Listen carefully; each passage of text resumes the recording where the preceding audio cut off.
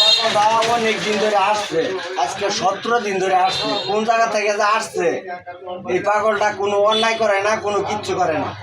এই পাগলটারে দেখিয়া আপনারা ভিডিওটা লাইক করবেন, কমেন্ট করবেন, শেয়ার করবেন। এই পাগলটা কোন জায়গা থেকে আসছে তারা যাতে খুঁজে নিয়ে যাইতে পারে।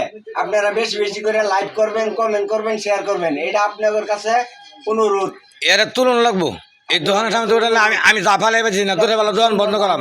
তুমি কিছু খাবা? খাবা তুমি? আচ্ছা, তোমার খাওয়ান দিতে আসছি। খাও খাও খাও।